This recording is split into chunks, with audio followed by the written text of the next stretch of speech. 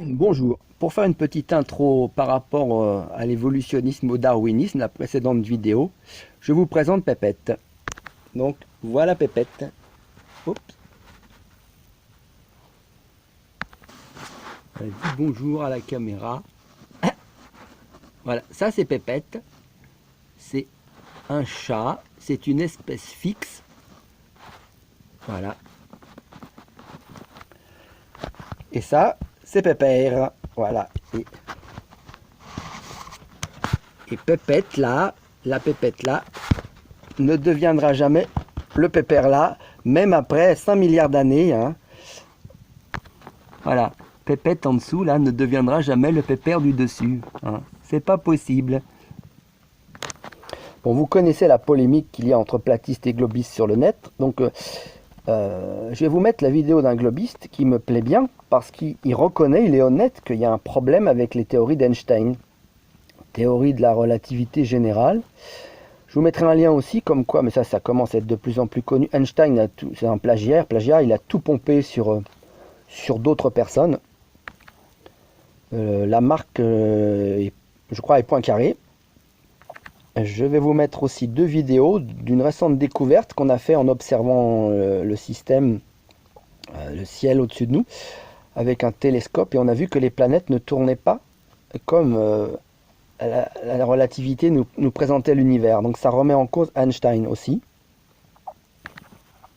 Souvent, les théories scientistes semblent très compliquées, parce que la nature humaine, elle se dit, quand c'est compliqué, je comprends pas. Si je comprends pas, c'est qu'on est plus intelligent que moi. Ce qui n'est pas toujours vrai. Donc il faut bien comprendre, bon, tout n'est pas mauvais dans Einstein. Il y a eu des applications dans le sens moderne, mais par exemple, comme ils se sont rendus compte que Einstein, ça commençait à mal vieillir, ils ont inventé les fameuses trucs quantiques. Donc la science quantique, Einstein, c'est il n'y a pas de hasard. Hein. Dieu ne joue pas au dé, c'est sa phrase, sa célèbre phrase. Il n'y a pas de hasard. Et la théorie quantique, c'est tout est dû au hasard. Bon. Et dans ce cas-là, ils répondent à Einstein, mais qui vous êtes-vous pour dire à Dieu ce qu'il doit faire? Et donc la théorie quantique, c'est le poil à gratter de la théorie d'Einstein.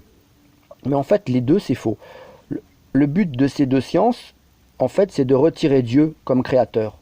Dès que tu as compris ça, tu te fatigues plus avec Einstein et avec la théorie quantique. Tu sais ce qu'il y a derrière, pourquoi ça a été fait, c'est pas trop la peine de creuser là-dedans. D'ailleurs, pour continuer, probable qu'ils vont nous inventer une troisième théorie pour moderniser ces deux-là et essayer de les rendre à peu près compatibles, au moins en apparence, avec les nouvelles découvertes.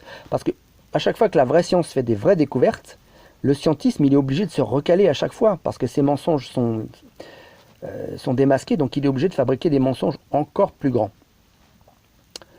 Et pour finir, en conclusion, une petite remarque. Quand j'étais enfant de cœur, bon, pour garder le vin à la messe, on avait une pompe, pour pas que le vin s'oxyde, et on pompait, quand on refermait la bouteille de vin, on pompait l'air. Voilà, bon, donc le vide, on faisait le vide dans la bouteille. Pas le vide absolu, mais le vide. Le vide a toujours besoin d'être contenu. Si vous ouvrez la bouteille, le vide se répand et l'air rentre dans la bouteille. Bon, cette simple remarque, c'est pour dire que dans l'espace, on nous dit qu'il y a du vide. Ok. Mais il n'y a rien qui contient ce vide. C'est très bizarre. Alors, c'est Einstein qui avait falsifié une opération scientifique, Melchenson et Morley, je crois. Ouais, c'est ça. Et donc, pour valider sa théorie, il avait besoin du concept du vide. Avant, c'était le concept de l'éther. C'est-à-dire, là j'ai une atmosphère, plus je monte dans les couches, dans le ciel, tout ça, l'atmosphère va changer, se raréfier, se liquéfier, se gazéifier, tout ce qu'on veut, mais ça ne devient jamais le vide. C'est l'éther, c'est-à-dire c'est une forme d'atmosphère qui est différente d'ici, mais c'est toujours de l'atmosphère. Ça collait pas avec la théorie de la relativité, donc il a imposé et inventé la notion de vide, sans le prouver, et tout le monde a gobé. Mais je pense qu'il va falloir revenir à la notion d'éther, c'est ça qui était juste. Parce que le vide, si il y avait le vide dans l'espace, étant donné qu'il n'y a rien qui le contient, le vide, il prend toute la place, il se répand au maximum. Il y a longtemps qu'on se serait fait aspirer. Je sais bien que quand je dis ça, ça fait rire tout le monde, mais on m'a jamais démonté mon argument. Donc c'est important, pourquoi? Parce que la théorie d'Einstein, c'est E égale mc2. C'est à vérifier, je crois, mais j'en suis presque sûr. Le 2, ça veut dire la vitesse de la lumière dans le vide. Et c'est comme ça qu'on calcule les distances des planètes et tout ça. On vous dit c'est à 3 milliards d'années et tout ça. Mais s'il n'y a pas de vide, ça veut dire que tous les calculs qu'on nous donne des distances sont faux. Parce qu'on calcule par rapport à la vitesse dans le vide.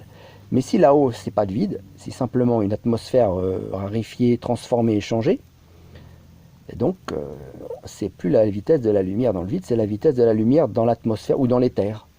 Donc ça change tout. Et Pépette vous dit au revoir.